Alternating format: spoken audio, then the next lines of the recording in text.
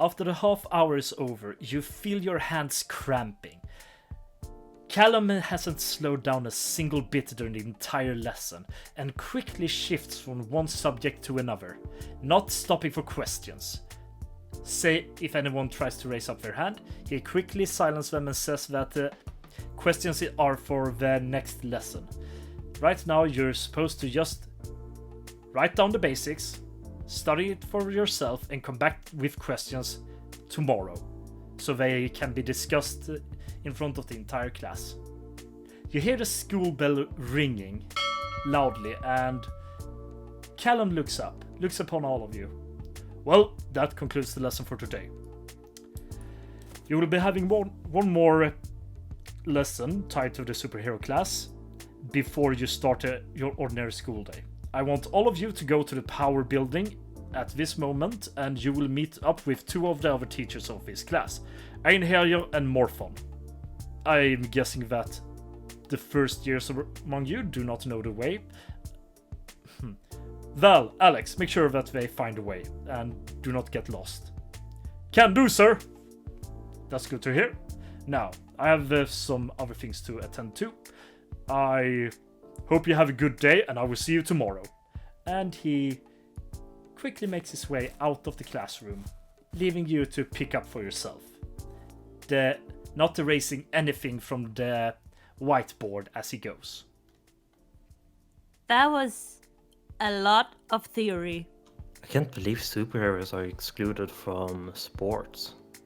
As to say that, Emiko leans in. Yeah, I mean, damn. And the restrictions, they're like really light. I mean, I've heard that someone just got X-ray vision and they'd ruled it as having supernatural powers and therefore was not eligible for the ordinary tournaments. He had to enlist into one of those, super leagues.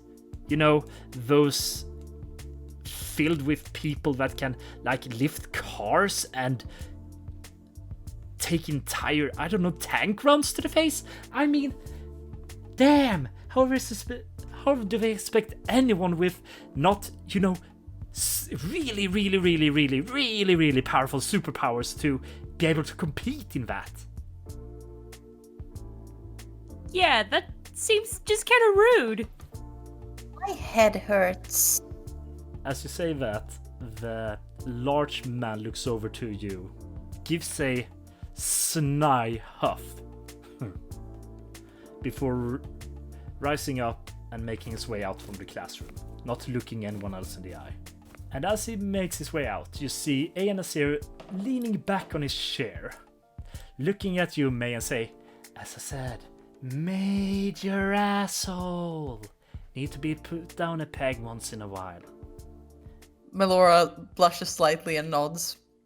Not really sure what an asshole means.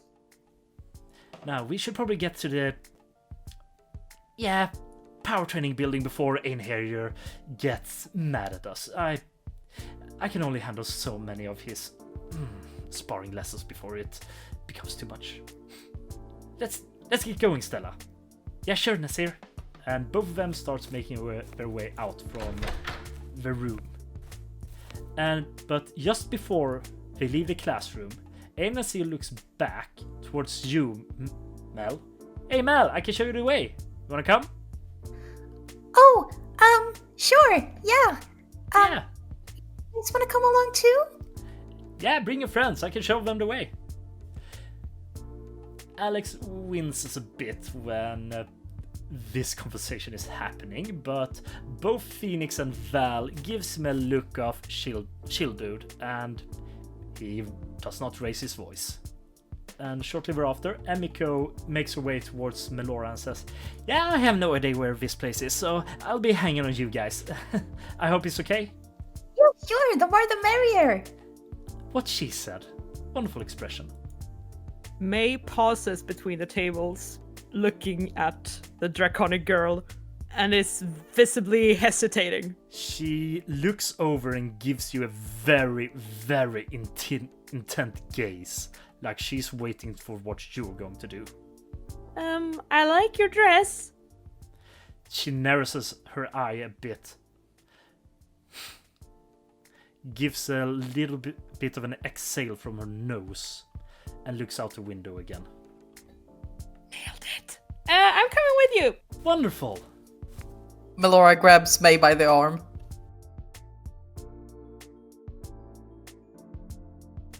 Mac walks towards his two seniors, saying, according to Teach, you're supposed to show me the way. As you say that, Alex brims with a wide smile, and you see both Phoenix and Val giving a smaller one aimed at him. And he jumps up and says, Yeah, I can show you. Just follow along with us three. We will make sure that you get there in one piece. Val sighs a little bit, but raises up with the rest of you. She's a little bit different today. Instead of those flying 6 hands, she actually has 2 very robust mechanical arms instead. You notice the last person as they rise up. They seem to be quite a bit larger than you.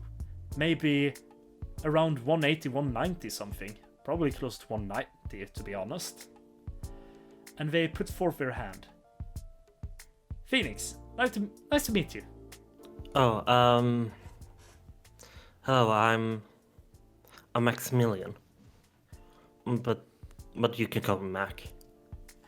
Will do, Mac.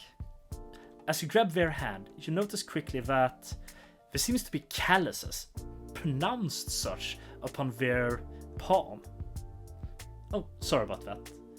I tend to do some martial arts training. It leaves your hand a bit hardened. Sorry if it caused you any discomfort. Oh, no, it's totally fine. That's wonderful to hear. We should probably get going before the teachers get too mad for us. As we're about to leave the door, Alex takes a step in again and looks towards Home Run. Hey, Home Run! Do you want to follow us, or do you know the way yourself? Home Run looks up from his notes as he has been scribbling off what was written on the whiteboard. He then picks up a piece of paper that is next to him. Appears to be a printed out map of the school. Yeah, I think I'll know the way. Well, you do you! And Alex takes a step back, joins the rest of the group again, and they leave towards the entrance of the school. And as they leave, you still see this other guy, kind of giving you a glance over again. It's very hard to read his expression, but you notice that he's catched some glimpses throughout the entire lesson. And all of a sudden, he just raises himself straight up and says, I'm sorry for the staring. I did not mean you any discomfort. You should probably get to the training center as soon as possible. It's no reason to dally. And as he brushes off his suit, he starts making his way towards the door. I'm not dallying, I'm taking notes, dude. I believe you should go to the training center as soon as possible. If you do not feel that you have written down everything by now, you could borrow mine or Alex. I believe he would be more than pleased to be able to share. And he just stands there by the door as he's waiting you in. Home Run finds it kind of strange that this totally random person in the class is so keen on him and his notes. Not really knowing what to think of it. As Home Run starts packing up his notes, he looks over to the stranger, and just like he did, he gives him a few glances once over, trying to decipher why he is so keen on having him go. And as you look upon him, you do see something strange. What you thought was him looking you over seems to instead look at something behind you or maybe past you. Like he's a cat looking at a specter, not be able to be seen by humans.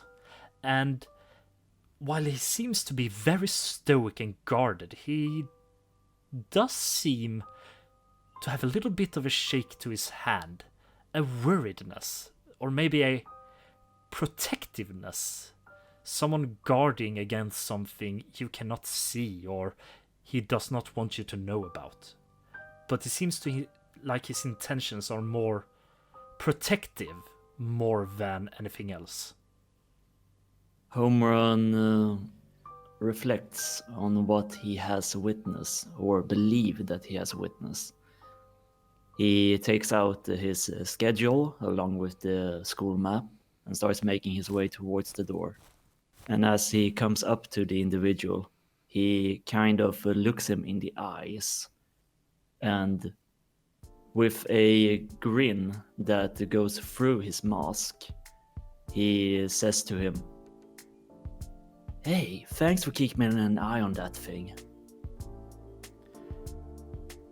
He does not say anything, just gives a little, almost non-noticeable nod before walking in a pace, expecting you to follow him. He starts moving towards the entrance of the school, not saying a word more. As all of you leave, you make your way towards the power training building. It's a little bit further away from the school than the rest of the buildings, but not any distance that would take you more than 5 to 10 minutes to walk. The power training building is quite a spectacle to behold. It's large, almost reminiscent more of some kind of overground bunker than a traditional sports building. And the great doors into it are armored quite a bit more than you're really used to. Heavy steel and some other kinds of alloy you cannot really determine from a glance. And you see all along the edges of this hill of concrete and metal, they are runes, scriptures inscribed in low glowing symbols, almost telling of their magical nature. You all enter, the door being unlocked, and despite being quite heavy, none of you really have to struggle too much to open it. And inside, you're greeted by a hallway with another set of heavily armored door, maybe even more so than the last one, and a few other doors along this hallway. And in the middle of it, you see two people. One quite large fellow, maybe 190 in height. He's dressed in what can only be described in a futuristic combat gear with the aesthetic of Old Norse Viking clothes. He also seems to be Norse in nature, fair of hair and skin. However, the eyes are quite hidden behind that great helmet of his. You do see a shield upon his back, some kind of baton upon his hip, and another gun-like apparatus on the other. Beside him seems to be a average height Indonesian woman. She's dressed in quite a standard superhero outfit, but seems to have some inspirations from traditional folk clothing, with a great hood masking most of her head. And as you all arrive, you see the women of the two takes a few steps forward and starts addressing you. Welcome everyone, this is the power training building, where you and all the other students are here to test out your abilities and learn how to properly control them. I'm Morphean, you might have heard of me. I'm the primary teacher for all the power training, but I am also the specific power training teacher of the hero course. You might know of me from before, but you might also know that my powers are that I can copy the powers of anyone I touch, as long as they are biological in nature. With that, I should be able to get the ins and outs of what you can do and help you achieve that. And this, she points over to her fellow colleague, is Einherjer. He is the combat trainer of the hero course. He's well versed in basically all martial arts and is here to ensure that you deal with combat scenarios in a proper fashion. And today we are doing a little special thing. We are splitting up the group. I'll be handling some of the students while Einherjar will be handling some of the others. With me will be Vrox, Phoenix, Val, Alex, and Alessandro. Please follow me and we will go to the other room. And she starts making her way up towards the upper rooms. Short after that, the named people starts following her. Not before saying a quick goodbye to the rest of you. Einherjar takes a few steps forward, and so does also the other man. The helmed man takes a good look at all of you and says, "Hello there, my name is Einar. You can call me that or Einherjar. I'll be in charge of you in this experience, and this over here is my colleague, Dave Graham. He is a specialist nurse. He primarily sees over combat scenarios and heavy injuries. While it's not our goal for everyone to be injured, it's always good to have him at close hand if something were to happen. Now, all of you will be following me into the primary training room."